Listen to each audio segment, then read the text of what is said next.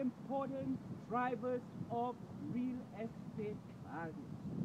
And so reopening this thing as the governor's school was an attempt to stabilize this part, the territory that is on this side of the highway, to help to help middle class white, mainly white families to move back into the city. And it's working well. It has been quite a few years, and you see how much vacant land still remains here. Just recently, the last housing boom, these things were put up, but clearly it's not doing too well, all right? Too much was destroyed, it seems like. And then, you know, the ideology and the fears, the whole ideology around race makes it very difficult for Richmond. You have to ask, a fundamental sort of theoretical question is, imagine what the implications that a racial presence, a presence of black people especially, you know, is seen as counterproductive to progress and investment. A vicious cycle. That is a conceptual question that you really have to ask. You know, but James Baldwin was asking that, Kwame Ture was asking that when he spoke about racial, that urban renewal, the term renewal means removal. And we come back to the question of rights of citizenship.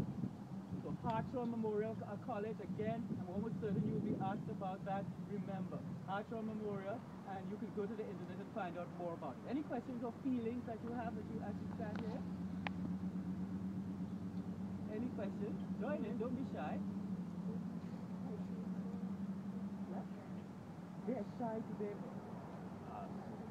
One other thing you might think about is the naming of the school in honor of Maggie Walker. It's another instance of how gentrification works.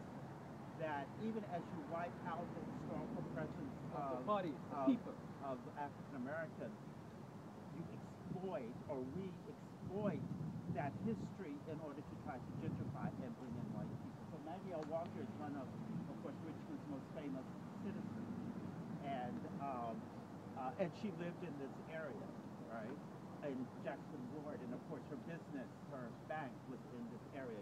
You'll see this as we go through Jackson Ward.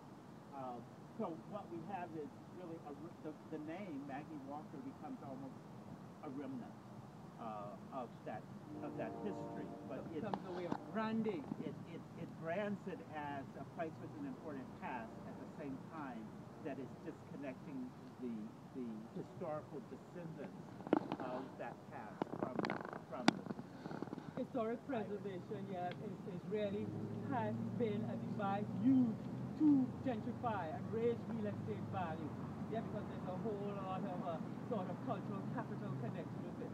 So, in other words, her very memory becomes a device for real estate appreciation, even though increasingly the number of people who can benefit from the rising real estate values associated with this historic preservation are not her descendants. You follow how that works? A kind of economy of memory connected. Maggie Walker, as I said, she's a black woman. She was a Booker Wright New Negro, and she was actually the first female in the United States to be president of a chartered bank in the United States. Okay, this is why Second Street, as I said, was called the Black Wall Street, perhaps even more so than at what was it called, Greenwood in Tulsa. This was really no wonder one of the banks, the Federal Reserve Bank, is actually located here in Richmond. It really became a financial center. But certainly in the 1920s, this whole Jackson Ward area, thanks in part to Maggie Walker. And Mitchell was another early banker even before her. J.T. Mitchell, I guess was his name. You know, a lot of activity happening here. Blacks were getting a little bit, elite blacks were able to siphon off a little bit of the public resources for the benefit of their segregated community.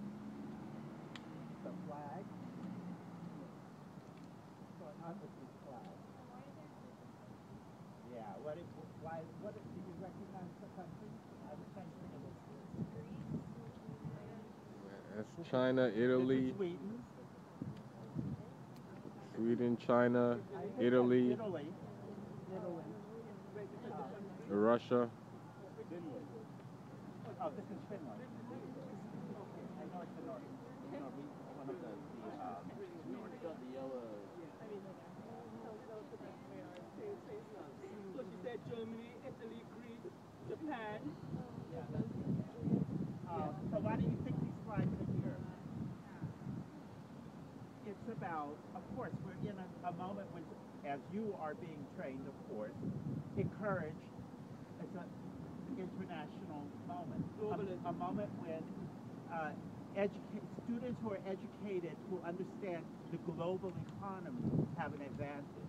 So you can think about an irony that is much to the advantage of white students who are middle class, who come from the suburbs to this school so that they can put on their resumes the internationalism of their experience. Not only with multicultural Americans, that is, other Americans, African Americans, Hispanics, but also with people from across the world. It's a perk, right, of being at this institution, which you would not have if you are at Carver School. Where's Carver School? At Carver School. So that's changing fast, right? Carver, because it's on this side of the track. Yeah, that's true. The population is changing dramatically at Carver.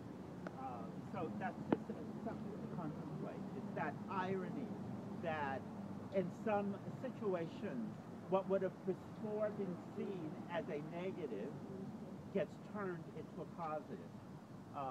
That is, being in a homogeneous white suburb in terms of education also has a negative that can be overcome, the homogeneity, that can be overcome through these magnet schools, which are public schools, that allow that negative to be overcome through an international education in a city, which could be seen as another benefit, right? Cosmopolitan is considered to be one of the markers.